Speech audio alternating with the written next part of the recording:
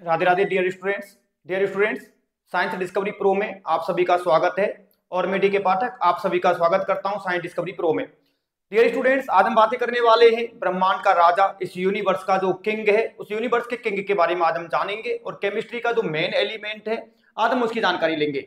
बच्चों, केमिस्ट्री का जो किंग है, या कहीं कि पूरे यूनिवर्स का जो किंग है, पूरे ब्रह्मांड का जो किंग है, वो है हाइड्रोजन। आप अच्छे से जानते हैं हाइड्रोजन के बारे में। आज हम बहुत सारी रोचक जो बातें हैं इसके बारे में, जो इंटरेस्टिंग फैक्ट्स हैं उनके बारे में हम आज जानकारियां लेंगे। बच्चों, सबसे पहले बातें करते हैं कि जो हाइड्रोजन है, हाइड्रोजन के बारे में यदि हम बातें करें बच्चों, तो हाइड्रोजन, इसको हम कहते हैं बच्चों ब्रह्मांड का राजा, ये यूनिवर्स का किंग है बच्चों। हरि ही हाइड्रोजन है। ऐसा भी कहा जाता है कि जो श्री हरि विष्णु है, जो श्रीमन नारायण जी हैं, वही हाइड्रोजन है। वही हाइड्रोजन के रूप में सर्व जगह पूरे ब्रह्मांड में, अनंत ब्रह्मांडों में व्याप्त हैं। तो बच्चों, हरि ही हाइड्रोजन है। इस कॉन्सेप्ट को हम आगे बढ़ाते हैं। और देखिए, ब्रह्मांड का राजा है हाइड्रोजन। हाइड्रोजन ब्रह्मांड में सबसे प्रचुर मात्रा में पाया जाता है। सबसे ज्यादा अमाउंट में पाया जाने वाला जो एलिमेंट है वो हाइड्रोजन है बच्चों। जो ब्रह्मांड के कुल परमाणुओं का लगभग 90% है, जो टोटल एटम्स हैं इस यूनिवर्स में, उनका 90% जो पार्ट है वो हाइड्रोजन से बना हुआ है। और कुल द्रव्यमान का, टोटल मास का 75% जो बनाता है वो हाइड्रोजन बनाता है बच्चों। इसके बाद में बातें करें बच्चों, हमारा सूर्य, जो सूर्य भगवान है, और अन्य तारे मुख्य रूप से हाइड्रोजन से ही बने हुए हैं। आपको मालूम होगा कि जो सूर्य भगवान है, उस सूर्य भगवान में इतनी ज्यादा गर्मी क्यों है, इतना ज्यादा भाई टेम्परेचर क्यों है, इतना ज्यादा क्यों जल रहे हैं, सालों से जल रहे हैं, सालों तक, करोड़ों सालों तक जलते ही रहेंगे। ऐसा क्यों? क्योंकि बच्चों इसका रीजन है हाइड्रोजन का फ्यूजन। जो सूर्य भगवान है वहां पर हाइड्रोजन जो गैस है, इसका फ्यूजन हो रहा है, जिसको हम कहते हैं नाभिकीय संलयन अभिक्रियाएं। और नाभिकीय संलयन अभिक्रियाओं की वजह से बच्चों एनर्जी प्रोड्यूस होती है। क्या प्रोड्यूस होती है बच्चों? एनर्जी प्रोड्यूस होती है। और वो जो एनर्जी है, यही एनर्जी का सोर्स है सूर्य भगवान पर। तो दो प्रकार की हमारी अभिक्रियाएं होती हैं। एक होती है नाभिकीय विखंडन अभिक्रियाएं, और दूसरी होती है नाभिकीय संलयन अभिक्रियाएं। दोनों में ही ऊर्जा उत्पन्न होती है, लेकिन अधिक ऊर्जा जो उत्पन्न होती है बच्चों, वो होती है नाभिकीय संलयन अभिक्रियाओं में। और सूर्य पर एनर्जी का जो सोर्स है वो नाभिकीय संलयन अभिक्रिया ही है। तो सबसे पहले हमने ये जाना है कि इस ब्रह्मांड में सबसे ज्यादा पाया जाने वाला जो एलिमेंट है, सबसे ज्यादा पाया जाता है हाइड्रोजन गैस। हरि ही हाइड्रोजन है। चलते हैं बच्चों नेक्स्ट स्लाइड पर और बोलते रहिएगा राधे राधे।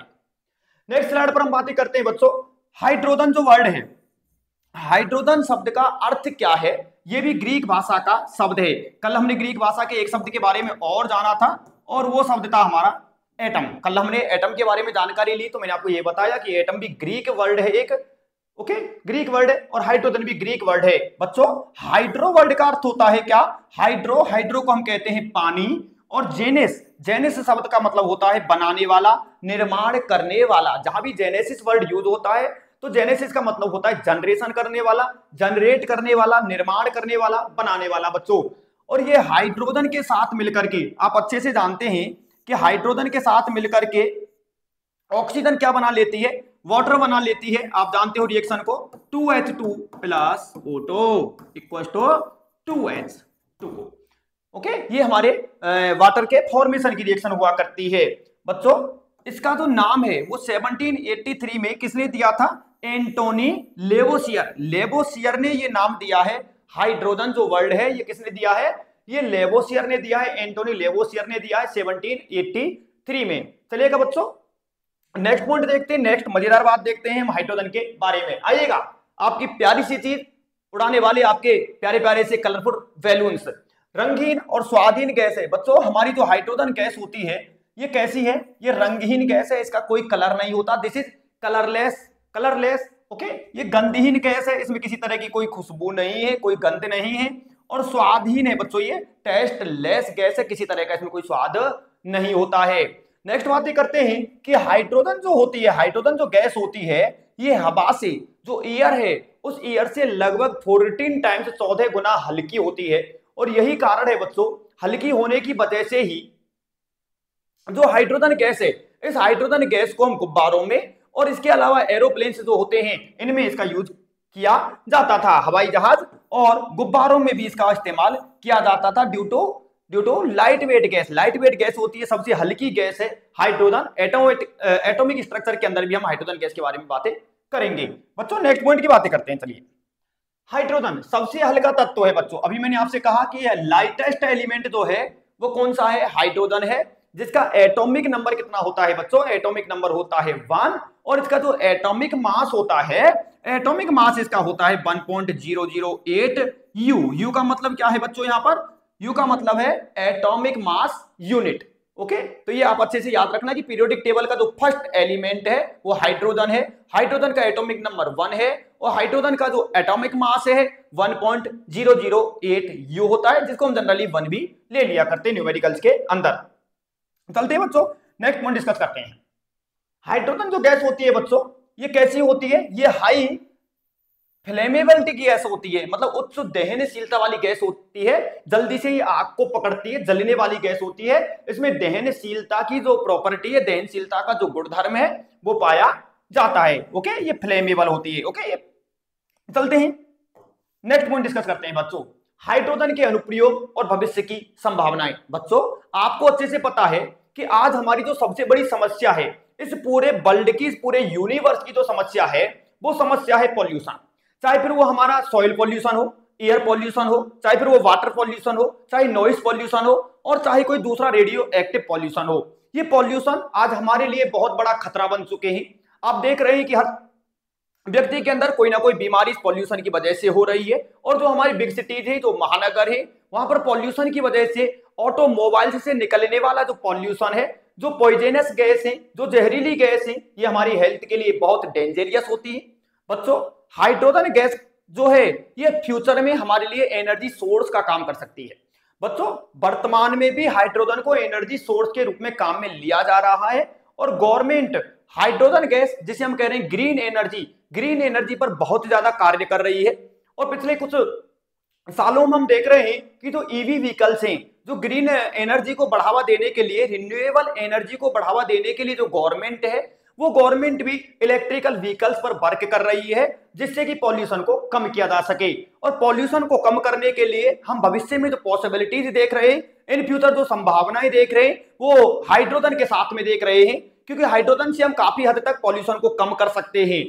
ओके, आइएगा हम देखते हैं कि भविष्य में इसका क्या यूज हो सकता है और हाइड्रोजन हमारे लिए किस तरह से बहुत ज्यादा लाभदायक हो सकती है, पॉल्यूशन से हमें बता सकती है। बच्चों आप ये तो खैर अच्छे से जानते हैं जल का निर्माण, कि जल ही जीवन है। जल का निर्माण किससे हो रहा है, ये हाइड्रोजन और ऑक्सीजन के कंबाइन होने से हो रहा है। जब हाइड्रोजन और ऑक्सीजन कंबाइन होते हैं तो वाटर का फॉर्मेशन होता है, और वाटर जो है ये हम सभी जीवों के लिए, दुनिया के सभी जीवों के लिए आवश्यक घटक है, आवश्यक कंपाउंड है। बच्चों अब नेक्स्ट बात करते हैं हम, हाइड्रोजन और ऑक्सीजन मिलकर पानी बनाते हैं, जो पृथ्वी पर जीवन के लिए सबसे आवश्यक तत्व है। सबसे आवश्यक तत्व है वाटर, जो कि हाइड्रोजन से बना हुआ है। नेक्स्ट पॉइंट डिस्कस करते हैं बच्चों, हम देख रहे हैं ईंधन के रूप में, जैसा कि मैंने अभी आपको बताया कि भविष्य में और वर्तमान में भी हाइड्रोजन का जो उपयोग है वो फ्यूल के रूप में हो रहा है, ईंधन के रूप में हो रहा है। बच्चों हाइड्रोजन को भविष्य का सबसे अच्छा ईंधन माना जा रहा है। ऐसा क्यों सर? क्योंकि मैंने अभी आपसे कहा कि आज की जो सबसे बड़ी समस्या है वो है पॉल्यूशन, और हाइड्रोजन से जो सेल बनेंगे, जो सोर्स बन रहा है बच्चों, जिसको हम कहते हैं फ्यूल सेल। क्या बच्चों? Fuel cell. इसको हम 12th की केमिस्ट्री में, इलेक्ट्रोकेमिस्ट्री चैप्टर में हम डिस्कस भी करेंगे फ्यूल सेल को। और फ्यूल सेल में जो फ्यूल यूज करते हैं, जो ईंधन हम यूज करते हैं, वो ईंधन भी हम हाइड्रोजन यूज करते हैं। ओके, तो फ्यूल सेल में भी इसका यूज किया जाता है। और फ्यूल सेल जो होते हैं, मैं आपको बता दूं, फ्यूल सेल जो होते हैं ये पॉल्यूशन फ्री सेल होते हैं, इनसे किसी भी तरह का कोई पॉल्यूशन नहीं फैलता। और सबसे अच्छी बात तो ये है कि फ्यूल सेल की जो रासायनिक अभिक्रिया होती है, जो केमिकल रिएक्शन होती है, उसमें प्रोडक्ट की फॉर्म में बच्चों, प्रोडक्ट की फॉर्म में वहां पर वाटर का फॉर्मेशन होता है, H2O। क्या बच्चों? H2O। ओके, तो फ्यूल सेल से देखिए दो फायदा हो गए। एक तो ईंधन सेल जो है, फ्यूल सेल जो है, इससे हमारी पावर की जो सप्लाई है, पावर की सप्लाई हो जाएगी, ईंधन की पूर्ति मतलब एनर्जी की सप्लाई कर देंगे। और इसके अलावा हमारा जो H2O है, वाटर है, ये भी यहां पर उत्पन्न हो जाता है, जिसको हम कंडेंस करके ड्रिंकिंग वाटर के लिए हम यूज कर सकते हैं। तो ये सबसे अच्छा हमारा एनर्जी का सोर्स हो सकता है फ्यूचर के लिए, तो पॉल्यूशन फ्री रहेगा और हाई एफिशिएंसी सेल होते हैं बच्चों। हमारे जो फ्यूल सेल होते हैं इनकी एफिशिएंसी अदर सेल्स के कंपैरिजन काफी ज्यादा होती है। अपोलो स्पेस प्रोग्राम जो हुआ था, अपोलो स्पेस प्रोग्राम में पावर सोर्स के लिए जो साइंटिस्ट लोग थे, पावर सोर्स के लिए उन्होंने इसी को यूज किया था, fuel cell. Okay, fuel cell is used in Apollo space program. Okay, चलिएगा नेक्स्ट बातें करते हैं बच्चों। और हाइड्रोजन से चलने वाली कारों में किया जा रहा है। मैंने अभी आपको बताया कि आजकल जो ग्रीन एनर्जी की जो गाड़ियां आ रही हैं, ग्रीन एनर्जी से चलने वाली जो गाड़ियां आ रही हैं, उनमें भी हाइड्रोजन गैस का यूज किया जा रहा है। चलिएगा बच्चों नेक्स्ट स्लाइड देखते हैं। बच्चों ग्रीन हाइड्रोजन, ग्रीन हाइड्रोजन जैसा कि हाइड्रोजन का मैंने अभी बताया कि हाइड्रोजन का कोई कलर नहीं हुआ करता है, ये कलरलेस गैस है।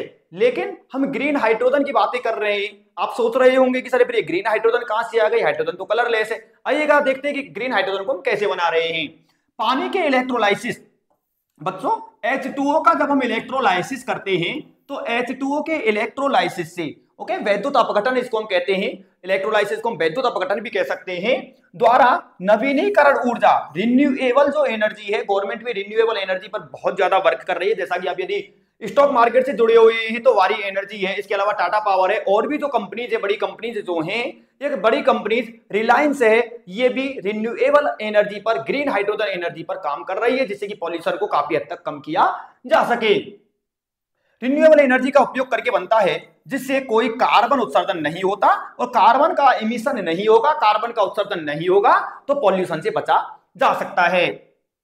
और यह भविष्य का हाइड्रोजन माना जाता है, इससे कोई भी उत्सर्जन नहीं होता है, इसलिए हम इसको फ्यूल के रूप में, इसको ईंधन के रूप में या कहीं कि पावर सोर्स के रूप में हम हाइड्रोजन का यूज ले सकते हैं। तो प्यारे बच्चों आज ही हमने रोचक बातें की हैं, कुछ इंटरेस्टिंग बातें की हैं हाइड्रोजन के बारे में। हाइड्रोजन क्या है, हाइड्रोजन का क्या यूज है, इन फ्यूचर हाइड्रोजन हमारे लिए किस तरह से काम में आ सकता है, और प्रेजेंट में जो पॉल्यूशन की समस्या है इसको हम भविष्य में किस तरह से दूर कर सकते हैं। बच्चों इसी तरह से पीरियोडिक टेबल के अलग अलग जो एलिमेंट्स हैं, इन एलिमेंट्स के बारे में जो इंटरेस्टिंग फैक्ट्स हैं, इन एलिमेंट्स का क्या फ्यूचर में यूज हो सकता है, क्या हमारे लिए इनके फायदे हैं, क्या इनके नुकसान हैं, इस तरह के लेक्चर्स, इस तरह के वीडियो मैं आपके लिए समय समय पर लाता रहूंगा। और इसके अलावा जो 11th 12th नीट और जेईई का जो केमिस्ट्री का जो सिलेबस है वो भी हम यहाँ पर कंप्लीट करेंगे। इसलिए बच्चों आप अपने फ्रेंड्स के साथ, अपने जो साथी लोग हैं उनके साथ में इस चैनल को जरूर शेयर करें, और आप भी लाइक और सब्सक्राइब करें। राधे राधे बच्चों, जय श्रीमन नारायण, जय हिंद, जय भारत।